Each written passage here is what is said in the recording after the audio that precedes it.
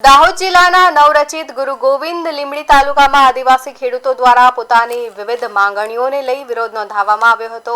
ખેડૂતોના પ્રતિનિધિઓએ ઝાલોદ પ્રાંત કચેરી ખાતે પહોંચીને આવેદનપત્ર સુપ્રત કર્યું હતું અને માંગણીઓ નહીં સ્વીકારાય તો આંદોલનની ચીમકી ઉચ્ચારી હતી। ખેડૂતોનો આક્ષેપ છે કે Delhi Mumbai corridor highway, domestic airport, GIDC અને નવીન રેલવે લાઇન જેવા વિકાસ પ્રોજેક્ટના કારણે તેમની ખેતીની જમીનોનું સતત સંપાદન થઈ રહ્યું છે, જેના કારણે આદિવાસી ખેડૂતો પોતાની જમીન અને જીવન નિર્વાહના સાધનોથી વંચિત બનતા જઈ રહ્યા છે।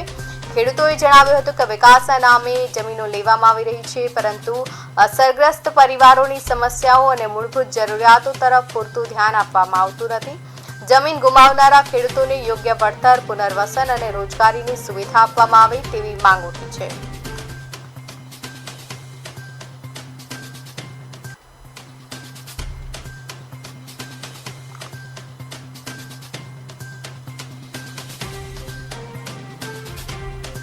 ત્યાં પણ જો તમે આ કરવા તૈયાર ના હોય તો 8/1/2026 ના રોજ અમે 8/6/2026 ના રોજ કલેક્ટર કચેરી દાહોદ ખાતે તમામ છોકરા બૈરા સાથે અમે કલેક્ટર કચેરીનો ઘેરાવ કરીને આમરણ ઉપવાસ પર ઉતરીશું અને ત્યાં પણ અમને જો ન્યાય ના મળે તો આકરી લડાઈ લડવા માટે અમે કોરિડોર હાઈવે ઉપર ઉતરીશું, એરપોર્ટની જગ્યા પર જઈશું, જીઆઈડીસીની જગ્યા પર થઈશું અને તે સમયે સરકાર અમારું સાંભળતી નથી તો જો કોઈ અઘટિત ઘટના બનશે એ તમામ જવાબદારી શાસન અને પ્રશાસનની રહેશે।